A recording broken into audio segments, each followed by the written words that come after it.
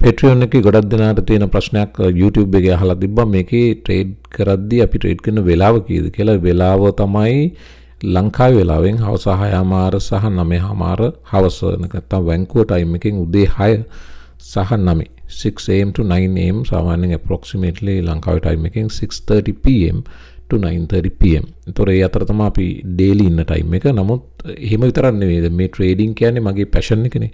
එතකොට මේක තමයි මගේ ෆුල් ටයිම් ජොබ් එක. එතකොට මේ ස්ක්‍රීන් ඉස්සරහා මේ මංගාව ස්ක්‍රීන් 6ක් විතර තියෙනවා. මේ ස්ක්‍රීන් 6 ඉස්සරහා ඉන්න එක තමයි මගේ හොබි එක. ඉතින් ඒ අතරේ ට්‍රේඩ්ස් දැක්කෝ thing definitely මම ඒව ෂෙයා කරනවා. සමහරලාට උදේ ට්‍රේඩ් එකක් දෙකක් අපි ලොස් වුණත් ඊට පස්සේ දවල් හවස ඔය දකින opportunities crypto space එකේ පැවිදි අතර මේක ඉස්සරහ නැහැ. ඒක ප්‍රැක්ටිකල් කරන්න බෑ. නමුත් මම හැම වෙලේම ස්ක්‍රීන් එකට යනවා. ඉතින් ඒ අතරේ opportunity දැක්කොත් ෂෙයා කරනවා. ඉතින් අපි ඒ නිසා අපි loss එකක් දෙකක් වුණත් ඒවා කොහොම හරි day එක ඇතුළතදී recover කරගන්නවා. ඉතින් පුළුවන් තරම් උදේත් අපි successfully trade කරන්න හැම වෙලේම උත්සාහ කරනවා. අපේ උත්සාහය සාමාන්‍ය account එක නැති වෙන්නේ නැහැ 40%ක් නිවැරදි නම් ගන්න trades. අපේ උත්සාහය 60%ක හෝ ඊට උඩින් ඉන්න. ඉතින් සමහර දවස්වල ඒක 50ට බහින්න පුළුවන් 40ට බහින්න පුළුවන්.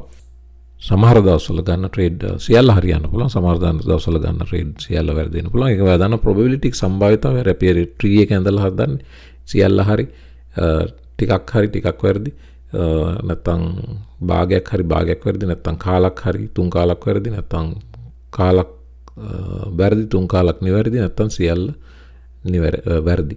ඉතින් ඒ හැකියාව වෙන්න පුළුවන්. මේක probabilistic game එකක්. ඒකයි මේකට එන්නේ කියන්නේ probability mindset එකෙන්. මේකට එන්න එපා win or lose mindset එකෙන්. win or lose mindset එක කියන්නේ fight or flight mindset එක. ඒක ඇවිල්ලා පුරාණතම වානර මිනිසාගේ ඔළුවේ තිබ්බ mindset එක. මොකද ඒ කාලේ මෙවැනි වාතාවරණයක් නෙවෙයි තිබ්බේ ලෝකේ. ඒ කාලේ එක්කෝ threat එකක් අපිට එනකොට අපි එක්කෝ දුවන්න ඕන නැත්නම් challenge කරගන්න ඕන ගහ ගන්න ඕන. ඔච්චරයි තිබ්බේ option දෙක.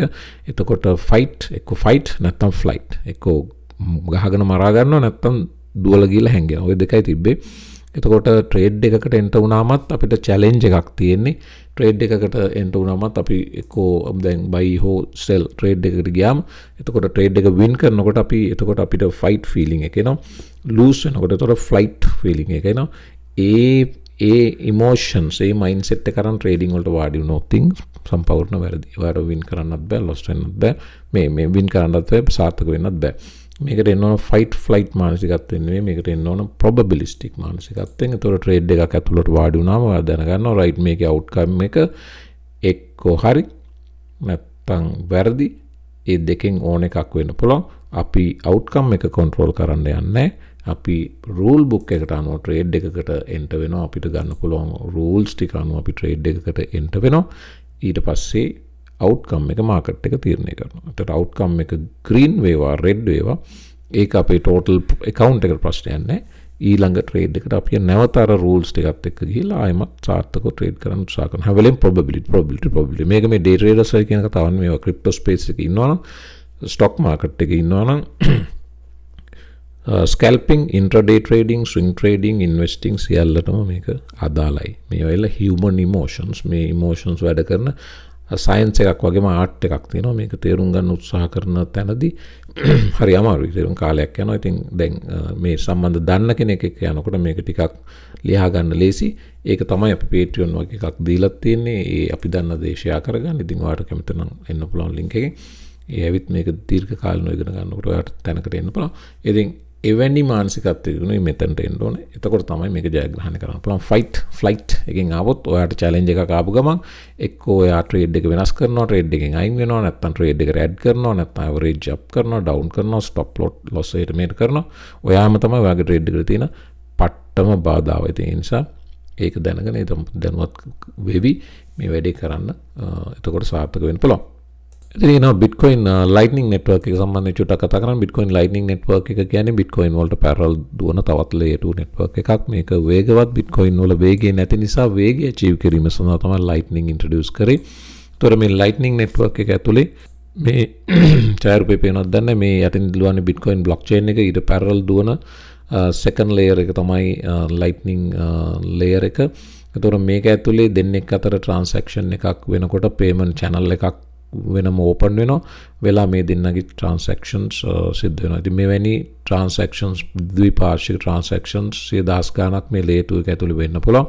ඊට පස්සේ මේ channel එක close වුණාට පස්සේ මේ සියලු transactions එකවර Bitcoin blockchain එකේ record වෙනවා. ඉතින් එතකොට තනි transaction එකක් විදියට. එතකොට මේ පුංචි transactions ගණනාවක් නිරන්තරයෙන් Bitcoin blockchain එකට record වීමේදී යන කාල වේලාව මේ layer 2 එක ඇතුළේ සියල්ල සිද්ධ වෙන නිසා ඉතිරි වෙනවා. එතකොට මේ batch එකක් විදියට තමයි Bitcoin blockchain එකේ මේ transactions record වෙන්නේ. ඒක තමයි lightning network එකේ තරම් වේගවත් වෙන්න හේතුව. ඉතින් මේ lightning network එක තාම විශාල සේවයක් පහසුවක් සැනසෙල්ලක් කස්ටමර්ස් වලට දීලා තියෙනවා. Bitcoin adoption එකටත් මේක හේතු support එකක් වෙලා තියෙනවා. ස්විට්සර්ලන්ඩ් වල ලුගානෝ වල Bitcoin adopt කරපු region එකක් ඉදිරියේදී ස්විට්සර්ලන්ඩ් වේගෙන් crypto වලට යමින් ඉන්නවා, Bitcoin වලට යමින් ඉන්නවා.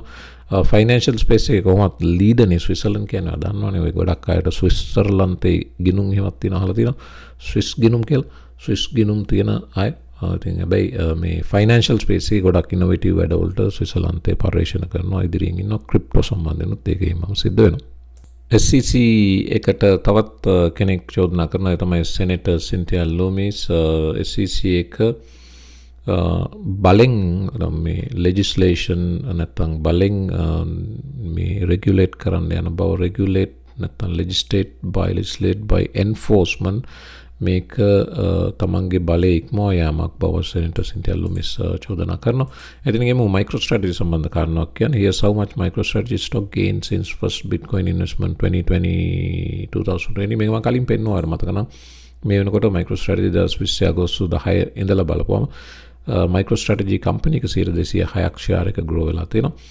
එතකොට ඔයා මේක MicroStrategy invest කරනවා 2020 මේ වෙනකොට ඔයාගේ share එක 206% up. වගේම Bitcoin ඒ දවස් ඉඳලා බලනකොට 145ක් up, S&P 500 39, Nasdaq 25, gold bond silver කියන ඒවා negative territory එකේ තියෙන Peter Schiff gold ගන්න කිව්වට 2020 අගෝස්තු 10 gold ගත්තා නම් මේ වෙනකොට ඒ investment එක 105ක් down. bonds ගත්තා නම් 118ක් down. silver ගත්තා නම් 119ක් down. ඒක තමයි පෞගිය අවුරුදු 3ට වෙච්ච වෙනස. අගෝස්තු 10නේ 2023 අගෝස්තු 13 හරියටම අවුරුදු 3යි. එතකොට අවුරුදු 3කින් ඉන්වෙස්ට්මන්ට් එක ඩබල්. MicroStrategy Bitcoin ඉන්වෙස්ට්මන්ට් එක 145% up. ඒක තමයි Bitcoin වල තියෙන විශ්මිත භාවය. pending grayscale ruling could tip balance in race for Bitcoin ETF කියලා කියනවා. මේකේ මේ වෙනකොට SEC එක ඊයේ පෙරේද දවසේ ARK Invest application එක postpone කරන්නත් හේතුව ඒකයි. SEC එකත් බලන් ඉන්නවා මේ grayscale SEC එකට විරුද්ධව දාපු නඩුවේ ඉදිරි තීන්දුව මොන වගේ වේවිද කියලා. මේ තීන්දුව අනුව SEC එක දෙන නොදෙන එක සම්බන්ධ මේ වෙනකොට තියෙන අසමතුලිතතාවය යම් පැත්තකට තල්ලු වෙන්න පැහැදිලිව මිද තියෙන බව තමයි බ්ලොක් වාර්තා කරන්නේ. එතනින් එන්න මේ chart එකට Bitcoin archive දානවා MACD crossover එකක්. මේ පේන Bitcoin monthly chart එකේ මේ previous 2019 සහ 21 example එක බලුවොත් මේ සුදු ඊතලයේ උඩ තියෙන එවැනි වූ තැනකට මේ වෙනකොට Bitcoin සේන්දු වෙමින් තියෙනවා. ඒ කාලේ පහළ ඉන්ඩිකේටර් බැලුවොත් MACD එක මේ crossover එක සිද්ධ වෙලා ඊට පස්සේ මේ MACD එකේ මේ lines එකිනෙකාගෙන් ඈත් වෙමින් wide ස්පේස් එකක් ක්‍රියේට් කරමින් යනවා. එවැනිම දෙයක් මේ මොහොත වෙනකොටත් සිද්ධ වෙමින් යනවා. එහෙම වුණොත් 2019 ආදර්ශය අපිට නැවත දකින්න ලැබෙවි කියන එක තමයි Bitcoin archive කියන්නේ. මෙතින් මේ මොහොත වෙනකොටත් අපි ෂෙයා කරපු Patreon trade එකක් දුවමින් තියෙන trade එකක් මේක තමයි අපේ entry point එක. ඉතින් පස්සේ trade එක තරමක් දුරට අපිට ඕන පැත්තට යමින් හිටියා. ඉතින් අපි දන්නේ මේකේ outcome එක මොකක් වෙයිද කියලා. අපි rules බලලා rules වලට අනුව trade එක ගත්තා. ගොඩක් වෙලාවට chance එකක් තියෙනවා profit target එකට යන්න. at least 60% chance එකක් තියෙනවා profit target එක පැත්තට යන්න. ඉතින් outcome එක market එක විසින් දෙවි. අපි බලන් ඉන්නවා වෙන්නේ මොකද්ද කියලා. අපි risk කරන්නේ එකයි reward එක එකයි. එවැනි risk කරන නැත්නම් risk කරන ප්‍රමාණය dollar value එක වගේ එකමාරක ප්‍රමාණයක් තමයි අපි reward එක expect කරන්නේ. එච්චරයි අපි කරන්නේ. ඉතින් බලමු outcome එක මොකක්ද වෙන්නේ කියලා. ඔයාලට interest වෙන සම්බන්ධ වෙන්න පුළුවන් Patreon එක හරහා day trade කරන්න, swing trade කරන්න අපිත් එක්ක link එක YouTube video description box එකේ. ඉතින් මම මෙන්න මේ කාරණාව පෙන්නන්නම්. මේක ඇවිල්ලා Bitcoin තවමත් අපි earlier stage එකේ ඉන්න කියන මේක හොඳම සාක්ෂියක් මේ තියෙන්නේ සියලු asset classes වල dollar value එක පහලින් තියෙන්නේ අංකයකට ඉන්නේ bitcoin තාම මිලියන 600යි යන්තම් Apple කම්පනි එකක් විදිහට බැලුවොත් 3 trillion කම්පනි එකක්. එතකොට bitcoin Apple වලට වැඩි කොච්චර ඈතින් දින්නේ පල්ලෙහෙන් දින්නේ කියන එක ඔයාලට පේනවා. ඒක BlackRock එක compare කරොත් BlackRock 10 trillion කියලා තියෙන අතරම වැරදි 10 trillion නෙවෙයි BlackRock ඇවිල්ලා 11.5 trillion asset under management. එතකොට 11.5 trillion asset under management එක බලපුවම BlackRock එක Bitcoin කොච්චර පල්ලෙහාද ඉන්නේ කියලා පේනවා. ඊට පස්සේ USA ගත්තොත් 25 trillion market එකක්. එහෙම බලපුවම Bitcoin කොහෙද ඉන්නේ කියලා ඔයාලට පේනවා. Global financial market එක බැලුවොත් 900 trillion මේ BlackRock වගේ සාපේක්ෂව 90 ගුණයක් ලොකුයි. ඒතර ඔයාලට හිතාගන්න පුළුවන් BlackRock කොච්චර ලොකුද කියලානේ. Global 900 නම් BlackRock තනියම 10 trillion USA 25ක් වෙනකොට BlackRock 10 trillion. එතකොට ඇමරිකාවේ total financial market එකෙන් එතකොට BlackRock කොච්චරක් හෝල් කරනවද? 140ක් හෝල් කරන්නේ BlackRock. ඒක තමයි කියන්නේ BlackRockට ඇමරිකාවේ වගේම ඕන රටක ජනාධිපතිවරයෙක් ආණ්ඩුවක් වෙනස් කිරීමේ උනත් බලය තියෙනවා කියලා. ඉතින් ඒක ඇත්තයි. අපි කියන්නේ කාරණා Bitcoin කොච්චර විශාලද තාම කොච්චර earlier stage එකේදී ඉන්නේ කියන එක සම්බන්ධ picture එකක් ගන්න මේ වගේ zoom out කරලා global picture එක ගත්තම ඔයාලට පැහැදිලිව පේනවා. ඉතින් කවුරු කොච්චර සල්ලි print කරත් Bitcoin print කිරීමේ හැකියාවක් නැහැ. ওই මිලියන 20කට තමයි ඔය හැමෝටම share කරගන්න වෙන්නේ.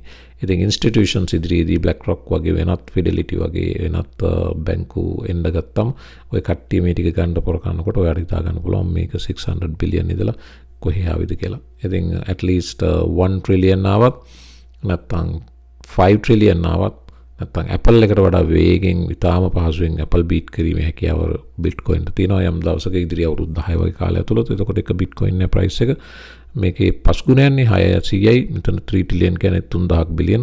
එතකොට 5 ගුණයක්. එතකොට Bitcoin එකේ දැන් value එක ලක්ෂ 3 නම් easy 1,50,000යි Bitcoin එක. නිකන් එහෙම ගණන් හදලා බැලුවොත් ඊට වඩා Apple වලට වඩා Bitcoin ලොකු බවක් මතක තියාගන්න. ඉතින් එහෙනම් මම වීඩියෝ එක හමාර කරන්න. 15 minute chart එකේ මේනකොට Bitcoin වැටෙමින් තියෙනවා. Bitcoin පොඩ්ඩක් drop වෙන එක හොඳයි. මම short එකක ඉන්නවා Patreon එකේ day trade එක. short term මේ 15 minute කියන්නේ ලොකු chart එකේ බැලුවොත් මේක නිකන් කේස් ගහක තරම් drop එක. ඉතින් මේ වෙනකොට තත්ත්වය මේකයි 29377. ඉතින් මම එhmenan වීඩියෝ එක අමාර කරන සුපුරුදු විදියට අපේ videos channel එක subscribe කරලා නැත්නම් help කරන්න subscribe කරන්න. videos like කරන්න comments දාන්න වගේම Patreon එකේ සම්බන්ධ වෙනවා වගේම Twitter එකට සම්බන්ධ වෙනවා මතක කරන්න එපා. Twitter එකෙත් සම්බන්ධ වෙලා grow කරන්න help කරන්න වගේම මේකේ මම swing trade share කරනවා. ඔයාට එකකින් වාසියක් ගන්නත් පුළුවන්. එහෙමනම් හැමෝම මම අලුත් වීඩියෝ එකක් සුබ දවසක්.